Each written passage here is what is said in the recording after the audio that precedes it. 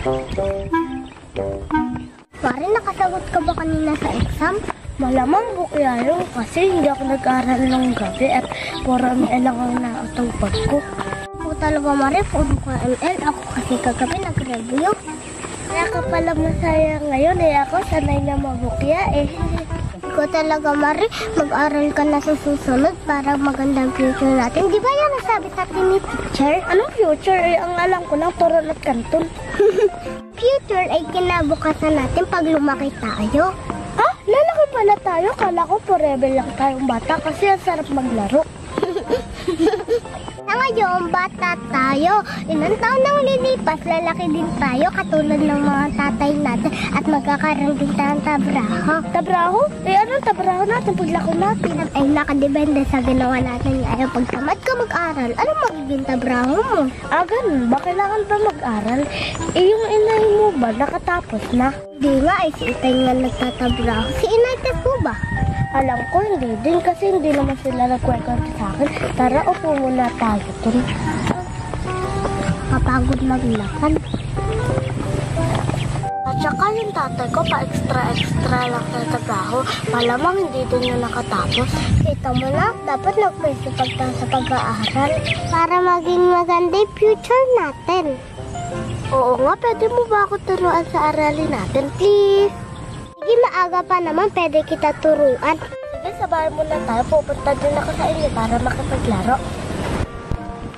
Sige, dun na natin gawin sa bahay ang homework natin.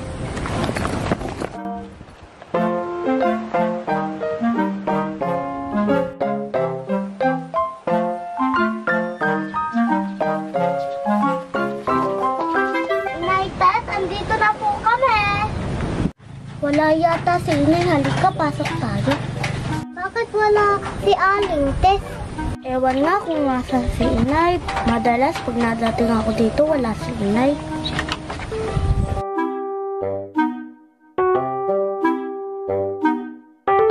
Itay mo nga pala, asan? Hindi ko nga din alam. Pag tinatanong ko si Inay, nagagalit sa akin. Hayaan mo na nga, gawin na natin homework natin para madali na tayo makatapos at makapaglaro na din tayo. Sige, halika na, simulan na natin.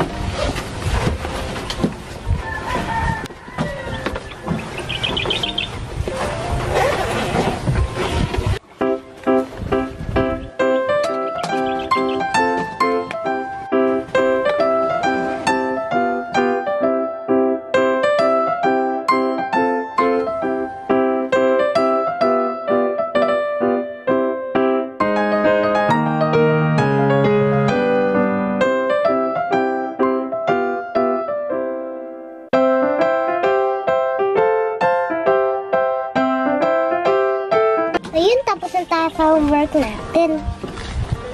Ang galing mo naman, Lori, at ang talino mo pa. Buti na andyan ka at natapos agad ang homework natin. Kana, uwi na tayo sa amin para makapagmerenda at makapaglaro na tayo. Naku, wala pa si Inay. Paano na kaya yan? Pero sige na nga, nagugutom na kasi ako. Mag-iiwan na lang ako ng sulat sa lamesa para hindi ako hanapin ni Inay.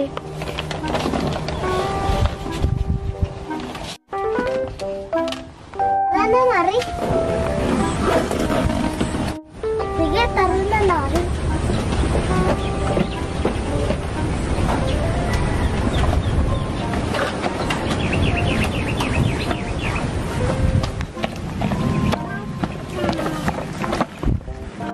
Pasok ka? Sige, at nagugutom na din ako.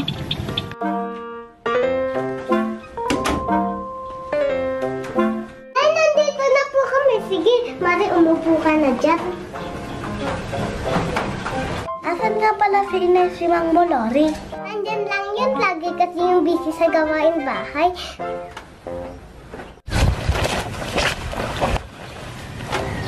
Teka, yung anak ko ata yun ah. Lori, kayo na ba yan? Teka lang, nandito lang ako sa labas. Napakarami kasi nang natanggap kong labada. Nandiyan ako, anak. Wait lang. Teka lang, kukuha lang kitang merienda.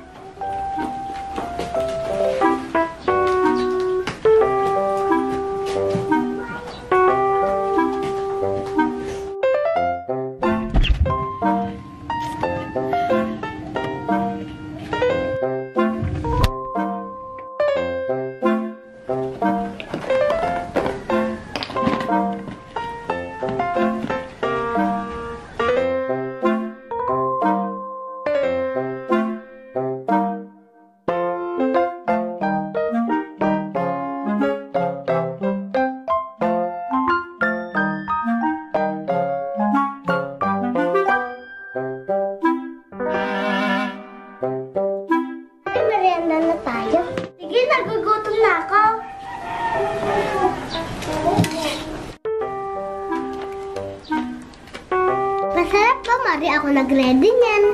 Oo, sobrang sarap. Salamat, Lori. Tara, kain lang ng kain.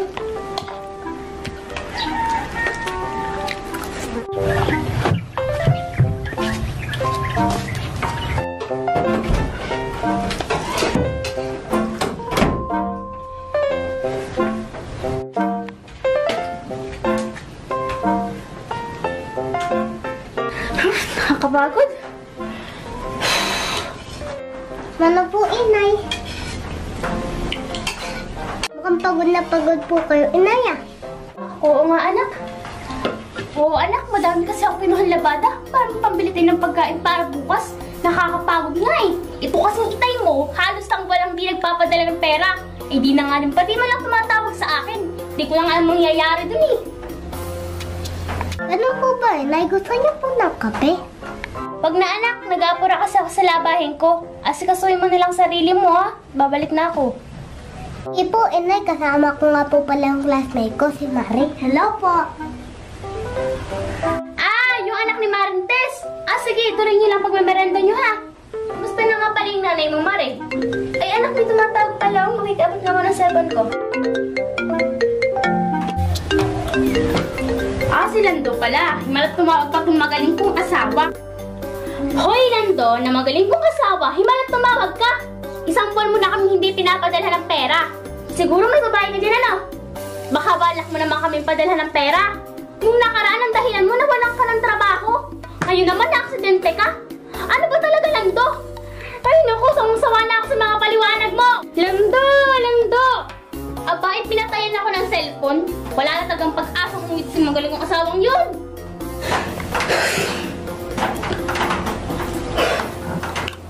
Lori, bakit nagagalit ang inay mo? Lagi na nga galit yan. Kasi tita, hindi na nga umuwi. Hindi na nga din nagpapadala ng pera. Kaya si itay, lagi inaaway ni inay. Yung itay ko naman, laging lasing pag umuwi sa bahay. Pati mahilig magsugal. Kaya inaaway din ang inay ko. Tama na nga yung Mari. Kumain na tayo. May naisip akong pupuntahan natin. Para mawala sa isip natin ang problema ng pamilya. Saan naman yung Lori at excited na ako. Sa may ilog, balita ko maganda dun. Sa ilog? Malayo yun. Dapat may kasama tayong matanda pagpunta dun. Baka maligaw tayo. Huwag ka mag-alala. Tayo magtatanong-tanong tayo para makapunta dun. Sige na nga. Tara, ubusin na natin pagkain natin para makapunta na tayong ilog. Ano na naman pinag-uusapan yung dalawa dyan? Bulungan kayo dyan ang bulungan. Ikaw naman, Lori. Bilis-bilisan mo na rin dyan ha. Na ako'y matulungan mo sa gawaing bahay. At saka nga pala, ibili niyo ako mamaya ng sabon sa tindahan ha. At kukulangin. Madami pa akong lalabhan. Samahan niyo na rin ang sigarilyo. Naglalaway na kasi ako ha. Opo, inay. At ikaw naman, Mare. Umuwi ka na maya-maya. At baka hanapin ka pa sa akin ng nanay ng chismosa. Opo, aling si Ma'am. May iwan ko na kayo. Itutuloy ko na yung gawain ko. Tatapusin ko na yung labahin ko ha. O siya, bilis-bilisan na ang kilos ha. At ako'y babalik na sa gawain ko. Itutuloy ko na yung paglalaba ko. Nakakatakot naman ang inay mo, Lori. Hayaan mo na nga yung sinay. Marami kasing gawain sa bahay. Hayaan mo na yun. Nay na ako dun. Hindi lang kami ang gumagawa. Pati bibig nagbubunga nga. Ganon ba? Ganon din ang aking inay.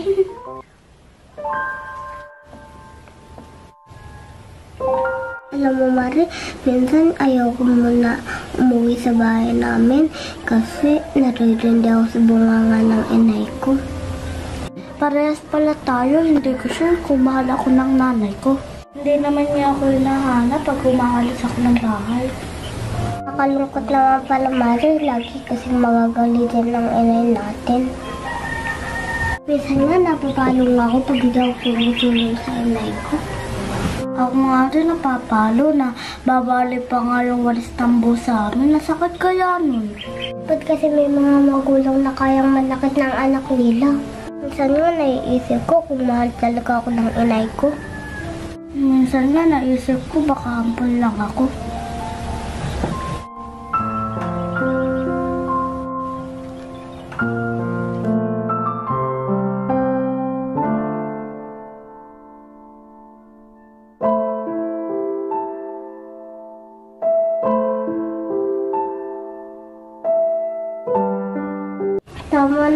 iyakan natin, Marit. Lalo ka pang papangit. Sobra ka naman, Lori. Ikaw nga din, papangit pag umiiyak. Ano kaya, Marie? Pag nawala tayo ng isang gabi, magbabago bang isip ng mga magulang natin? Oo nga, Lori. Tama na isip mo. Ang talino mo talaga. Hinaan lang natin butis natin baka tayo marinig. Magbibihis lang ako at magkukuha ng mga gamit doon tayo magkita sa sakayan ng jeep. Sige, Lori. Ako din kukuha na ng gamit at magbibihis. Ingatan mo lang ha. Baka mahalta ka ng inay mo. Sige, Lori, ikaw daw huwag ka magpapahalata, ha?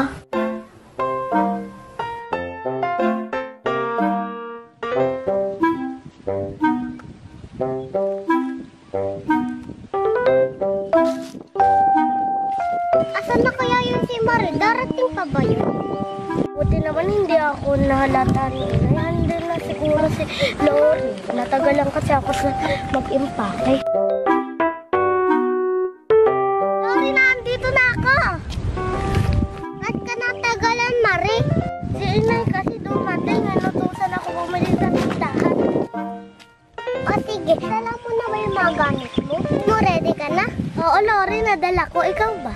Oo, nadala ko. Tara na at baka maabutan pa tayo ng dilim. Oo, sige, tara na.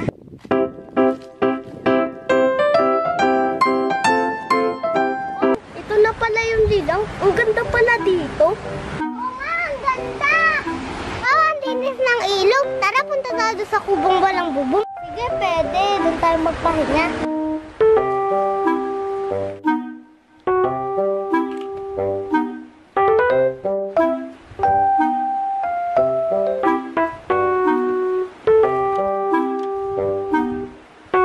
Ang masaya dito.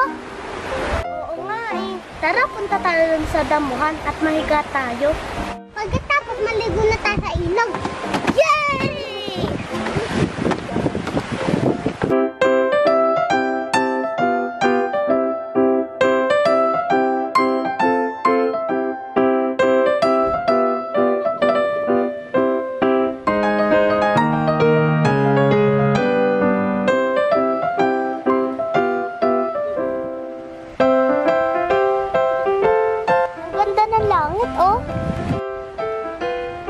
Oo nga, sobrang asul na asul. Mara, ano kayang ginagawa ng mga inay natin? Baka hinahanap nila tayo. Baka hinahanap na nga tayo, masaya naman tayo dito. Ngayon lang naman. Katama ka, Mari. Kala natin masaya maglaya, pero hindi naman pala. Malungkot nga pala, Lori. Kahit ganun ang mga inay natin, mahal siguro tayo. Tara, maligo na tayo. Pagkatapos natin maligo, uwi na tayo. Oo, wag na natin ituloy yung plano natin. Maligo na tayo.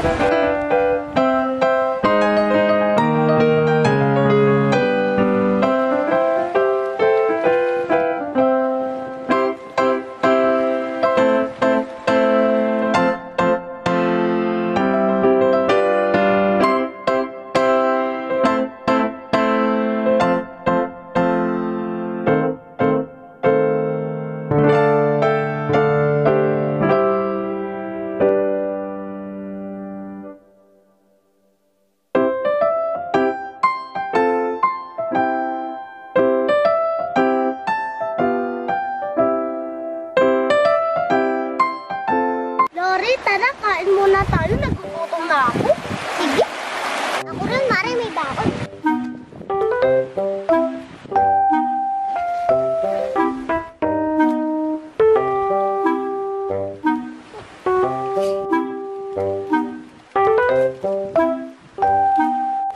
Parehas tayo ng baon. Mag-breastfeed nga tayo. Alam mo ang paborito ko? Nagug talaga, Mari. Kumain na nga lang tayo at nagugutom na din ako.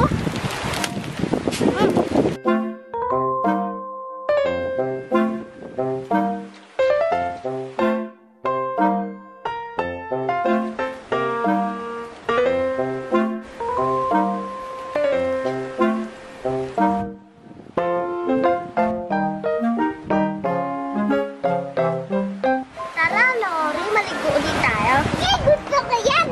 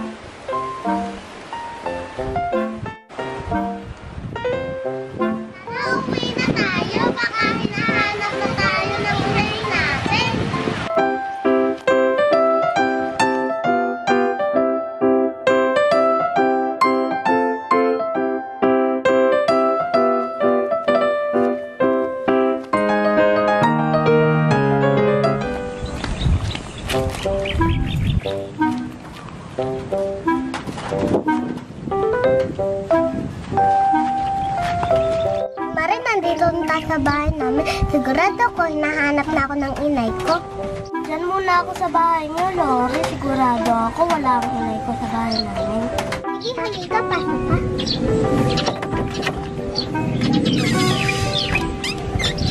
Ay, nandito na po ako. Teka, bakit wala si inay? Sige, Mari, umupo ka muna kung kailangang inumin natin. Sige, at uhaw na ako.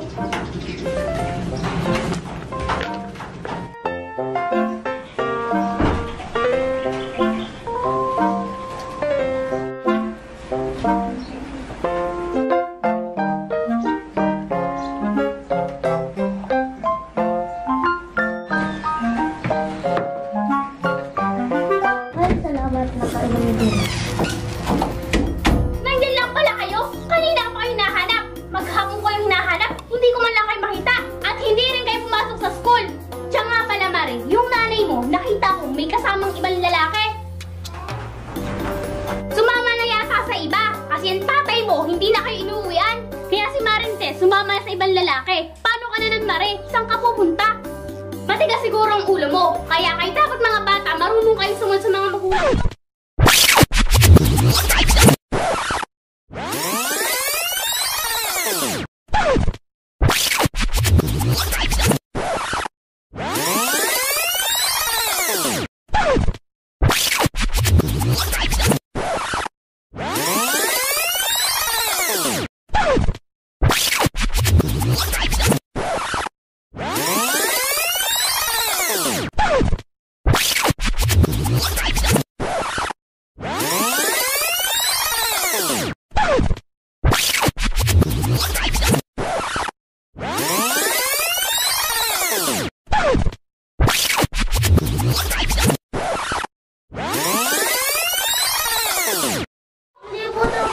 Hindi po totoo yan. Nagsisinungaling kayo. Hindi po ako iniwan ng inay ko. Mari, gising! Ano ba nangyayari sa'yo? Hapon na, Mari, gising! Mari, gising! Ano bang nangyayari, Lori? Nananaginip lang ba ako? O totoo lang? Sinasabi mo kanina ka pa nga tulog eh. Kasi, Lori, nanaginip ako.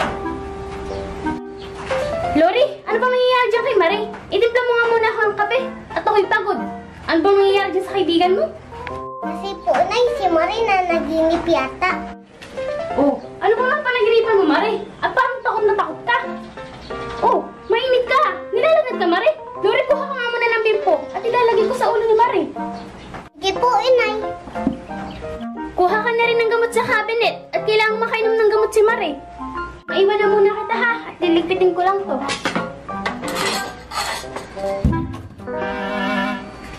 Oh, dito ka mahiga.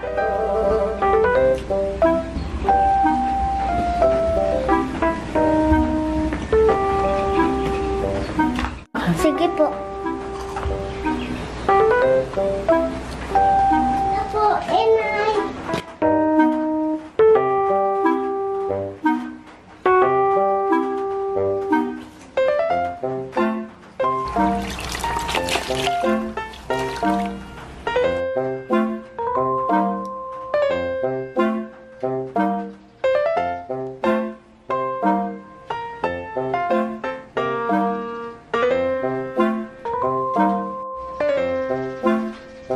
Anak, Lori, kuha ka nga muna ng tubig at kailangan makainom ng gamot si Mari. Ito po, Inay.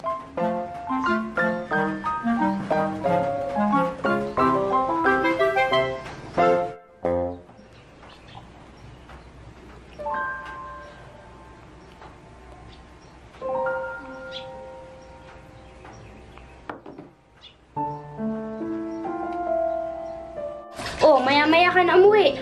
At mataas ang lagnat mo. Kanina nanginginig ka, pero ngayon okay ka na. Sobrang taas kasi ng lagnat mo. Salamat, Aling. Si Mangkala ko po. Masuot ka, yun pala, hindi. Alam mo, lahat ng magulang naggalit at minsan mabunganga. Pero deep inside, sa puso namin, hindi nyo lang nakikita yung kabutihan naming mga nanay. Oo, minsan mabunganga kami dahil sa dami ng iniisip. At sa problema, minsan dinadaan na lang namin sa pagbubunganga para mabawasan yung stress at pagod namin. Ganun po ba yun? Mahal po ba ng mga nanay ang lahat ng anak nila? Kaya pala Nay, lagi ako pinapapasok sa school. Oo, ganun nga yun. Kapag malaki na kayo, maintindihan niyo din ang lahat. Sa ngayon, mga bata pa kayo, dapat mag-enjoy lang kayo. Nay, test ko, mahal kaya ako nun? Siyempre, mahal ka nun. Ano ba naman tanong yan? Pag po ako nadating sa bahay, lagi po siyang wala. At pag naando naman po siya, lagi ako pinapagalitan. Malamang dahil pagod yun sa paghahanap buhay. Hayaan mo, pagkikita kami ni Marites, kakausapin ko. Sige po, Alice, Ma'am. Salamat po. Nay, ito na po yung kape.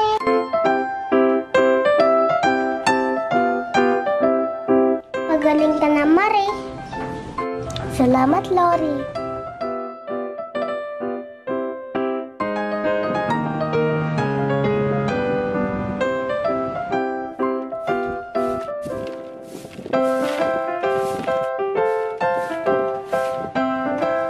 Magandang araw po, Aling si Mang. Andyan po ba si Lori? Oh, ikaw pala yun, Mare. Lori! Lori! Andito sila pa si Mare. Oh, kamusta na nga pala si Marites? Ayun po, lagi niya po ako inaasikaso, lalo po sa pag-aaral. Mabuti naman kung ganun. Teka, sa'yo bang bike yan? Opo, ligaro po sa akin to dahil may award po ako sa school. Mabuti naman kung ganun. Mabutit nagbago na si Marites. Mula po nung natin niyo ako sa amin naman yan, nagbago na po siya. Ayos pala. Mamaya pag umuwi ka, ikamusta mo ko? Sabihin mo pa siya laman siya dito para makapagkwentuhan kami. Sige po, sasabihin ko po. Sige, teka. Lori! Labas ka na dyan! Naghihintay dito si Mare. Nandiyan na po, Nay! Wow, may bago ka palang bike, Mari? Oo, pwede to sa akin ni Inay. Ayan, dalawa na tayo may bike, hindi na tayo hiraman. Oo nga, baka masira ang bike mo, babagat ako. O siya, magbisikleta na kayo. Basta wag lang kayong lalayo ha. At kapag mainit na, magpahinga na kayo. At pag masyadong kabilisan ang pagpapatakbo. Sige po, Aling si Mang. Sige po, Inay. Tara na, Mari. Sige, Lori.